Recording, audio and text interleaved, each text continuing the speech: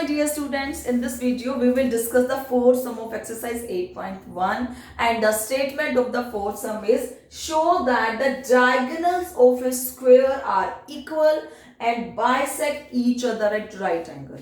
Firstly, this is a theorem and in this theorem we have to find out whatever it is given and whatever we have to prove. हमें क्या prove करना है और क्या given है. तो देखते हैं कि given क्या है.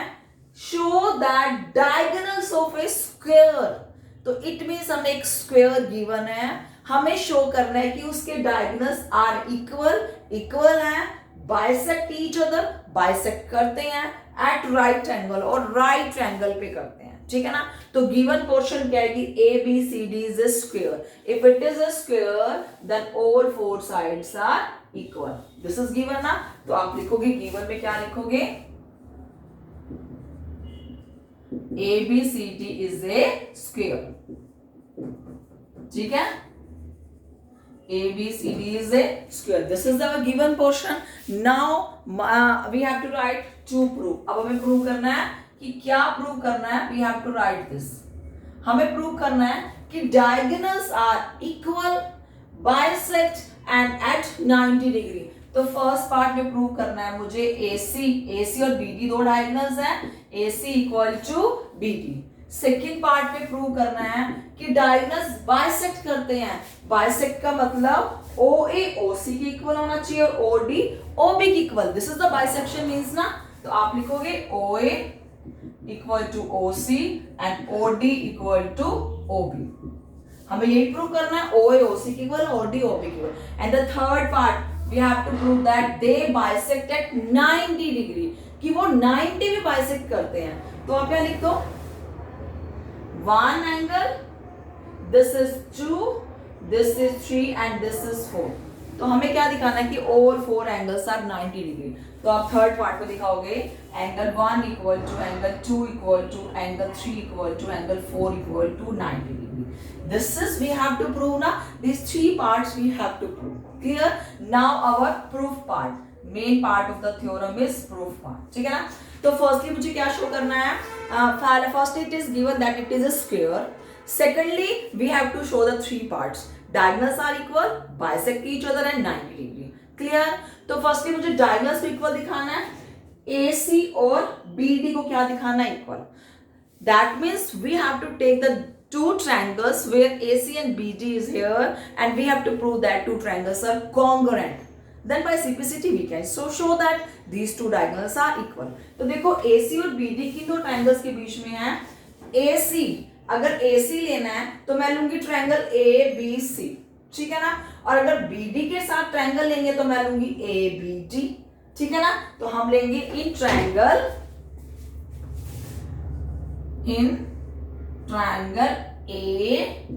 ABC. देखो ABC ट्रायंगल लूंगी तो AC साइड कवर होगी एंड ट्रायंगल ABD अगर मैं ABD ट्रायंगल लूंगी तो BD कवर हो जाएगी, ठीक है ना. तो ABC और ABD को कॉन्ग्रुएंट दिखाना है तो ABC ABD दोनों में AB आ रहा है. This is a common side ना. तो आप लिखोगे AB equal to AB. Reason क्या है? कॉमन साइड, ठीक है ना. Second part, this is a square that all four sides are equal. तो ABD में AD और ABC में BC opposite sides are also equal ना, because this is a square. तो आप लिखोगे AD इक्वल टू BC, ठीक है ना. आप इसका रीजन क्या है? Opposite sides of a square are equal, ठीक है ना. Opposite sides of square, opposite sides of square. ये स्क्वायर के अपोजिट साइड्स ही तो है, so that we can write they are equal, ठीक है ना. And if it is a square then all four angles are 90 degree. तो देखो ABC में कंप्लीट एंगल B ना, और ABC में B और ABD में पूरा एंगल A. इनकी क्या है value? 90 degree, because it is a square. तो आप लिखोगे angle A is equal to angle B, each 90 degree. Clear?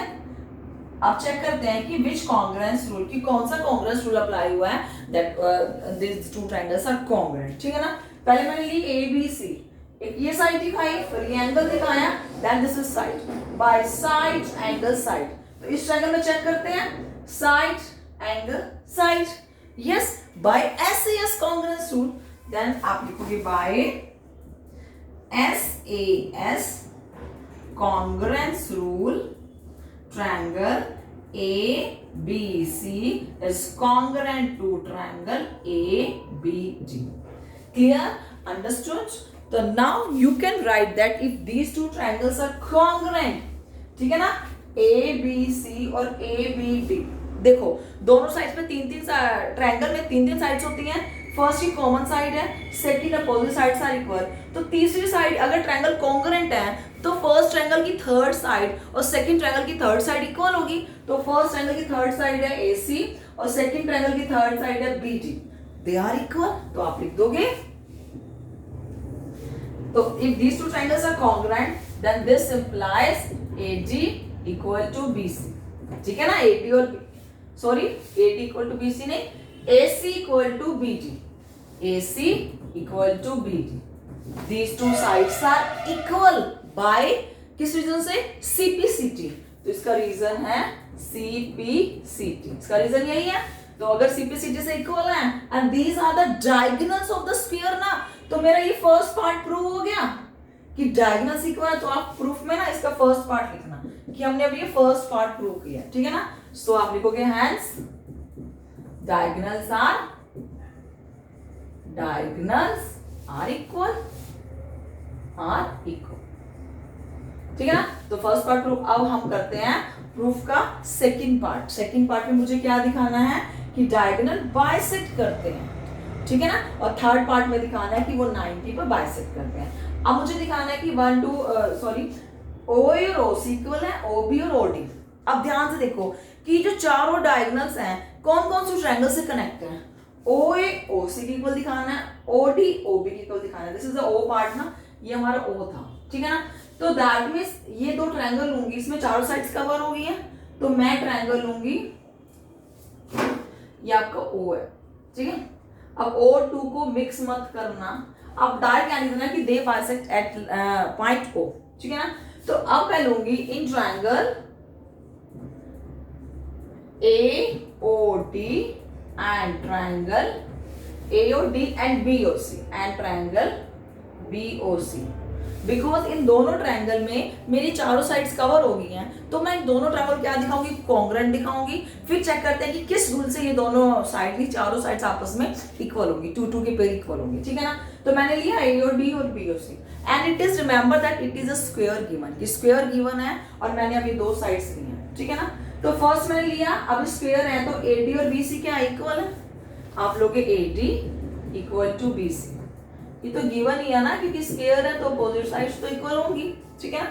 अब चेक करते हैं, देखो ये अब साइड्स तो और हम नहीं ले सकते, क्यों, बिकॉज हमें प्रूव करने हैं कि बाकी रिमेनिंग साइड्स तो इक्वल होनी चाहिए। तो अब हम शो करेंगे किसी एंगल से, एंगल दिखाएंगे कैसा एंगल लेना है, ठीक है। If it is a square तो अपोजिट साइड्स क्या है, इक्वल के साथ साथ क्या होंगी, पैरेलल। अगर अपोजिट साइड्स पैरेलल होंगी तो मैंने यहाँ 1 2 3 4 एंगल लिए हैं ना, and this point is O, आपने यहाँ O लिखना है, ठीक है ना। If these two sides are parallel and a transversal cut the two parallel lines, अगर दो लाइन पैरेलल हैं और एक ट्रांसवर्सल कट करती है तो one angle two angle equal होगा। क्या रीजन है, बाय ऑल्टरनेटिंग इंटीरियर एंगल्स। तो अब 3 4 हो गया, let this angle is 5 and this angle is 6, ठीक है। तो 5 और 6 क्या होंगे, इक्वल, रीजन क्या होगा, ऑल्टरनेटिंग इंटीरियर एंगल। सिमिलरली अगर ये दो साइड्स पैरेलल हैं और ये ट्रांसवर्सल जा रही है तो अब मैं लिख सकती हूँ 6 7 एंगल 8 एंगल की इक्वल है, ये 7th एंगल 8 एंगल की इक्वल है, 5 एंगल 6 के। रीजन क्या है, ऑल्टरनेट इंटीरियर एंगल्स। तो आप लिख दो यहाँ 5 equal to 6 and 7 equal to 8, ठीक है ना। Because the two lines are parallel and alternate transversal cut the two parallel lines. अगर ये ट्रांसवर्सल है तो ये एंगल इक्वल होंगे, अगर मैंने ये ट्रांसवर्सल लिया तो 7 और 8 एंगल इक्वल होंगे, ठीक है ना। तो आप इसका रीजन क्या है, alternate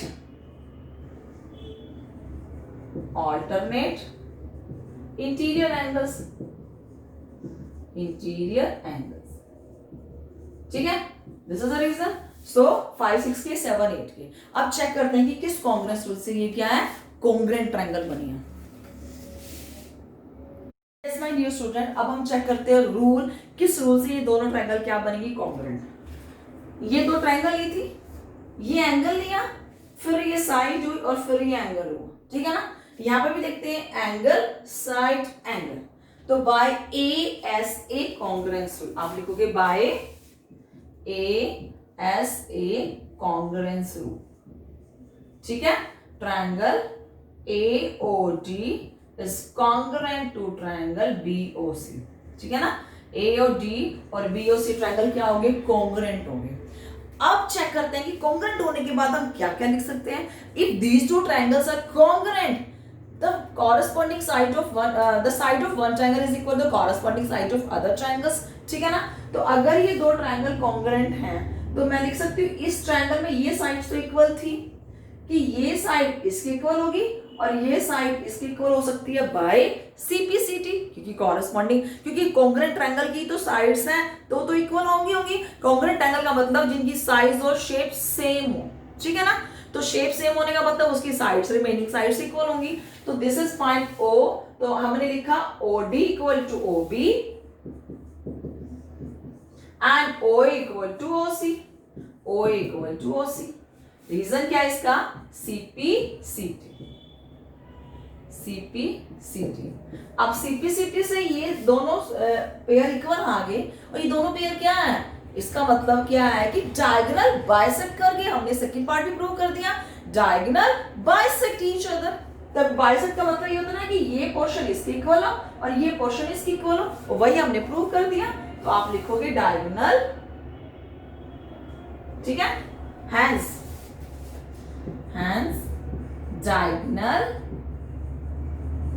diagonals bisect each other,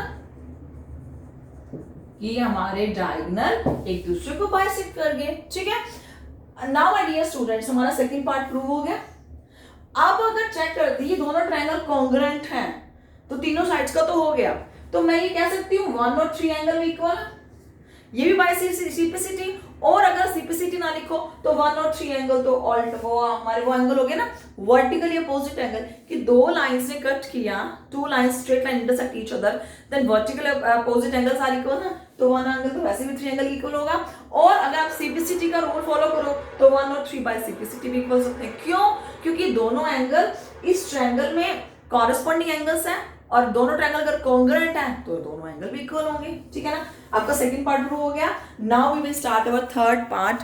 हमारा थर्ड पार्ट क्या प्रूव करना है कि डायगोनल्स बाइसेक्ट एट 90 डिग्री, कि वो बाइसेक्ट भी करते हैं, किस पे बाइसेक्ट करते हैं, 90 पे. तो अब मुझे दिखाना है कि एंगल 1 2 3 4 क्या है, 90 डिग्री के हैं. Clear, the first part is clear ना. तो मैं इसे रब कर रही हूँ. यहां आप दिखाएंगे कि डायगोनल बाइसेक्ट करते हैं 90 डिग्री पे. This is our third part. Clear. तो अब थर्ड पार्ट के लिए हमें क्या करना है, तो मैं लिख सकते हैं हम. अब देखो मुझे अब डायगोनल ये जो जिस पर इंटरसेक्ट कर रहे हैं इन एंगल्स को क्या दिखाना, इक्वल दिखाना है, ठीक है ना. तो मैं 2 पेयर से ट्रायंगल लूंगी और इन्हें इक्वल दिखाऊंगी. तो मैं लेती हूँ ट्रायंगल AOD और AOB. अब मैं ये दो ट्रायंगल ले रही हूँ, इन दो ट्रायंगल से अगर मैं इनको कॉन्ग्रेंट दिखा दूं तो मैं कह दूंगी कि 1 और 4 इक्वल है बाय CPCT, और 1 और 3 इक्वल थे वर्टिकली अपोजिट एंगल से, तो तीनों एंगल इक्वल हो जाएंगे ना, ठीक है. तो हम ये दिखाएंगे. अब मैं लूंगी in triangle AOD and AOB, ठीक है ना. In triangle AOD and triangle AOB. मैंने AOD ये ट्रायंगल ली और मैंने ये ट्रायंगल ली, ठीक है. अब इन दोनों ट्रायंगल में OA और OA तो कॉमन है ना, तो आप लिख सकते हो OA equal to OA, common side, ठीक है. एंड सेकंड क्या है, सेकंड AD और BC इक्वल है. क्यों, दिस इज अ स्क्वायर, तो आप लिख दो AD इक्वल टू BC, ठीक है. ये तो गिवन है क्योंकि स्क्वायर की साइड्स हैं. थर्ड क्या होगा, अगर ये दो ट्रायंगल है तो ओडी और ओबी तो मैंने इक्वल दिखा दिए ना, ओडी और ओबी डायगोनल्स बाइसेक्ट दिखा दिए, तो आप लिख दोगे OD equal to OB, proved. ये मैंने अब प्रूव किया है, तो इसके रीजन को आप लिखते हो प्रूव्ड, कि हम प्रूव कर चुके हैं, ठीक है। तो देखो इन दोनों ट्रायंगल्स में यहाँ की भी तीनों साइड्स आ गई, यहाँ की भी तीनों साइड्स हो गई, तो बाय SSS कॉन्ग्रुएंस रूल, तो आप लिखोगे by SSS congruence rule triangle AOD is congruent to triangle AOB, ठीक है ना। अगर ये दोनों ट्रायंगल कॉन्ग्रुएंट हैं तो मैं क्या कहूंगी कि वन एंगल 4 के इक्वल है बाय CPCT, तो आप लिखोगे angle 1 is equal to angle 4, reason क्या है CPCT, ठीक है।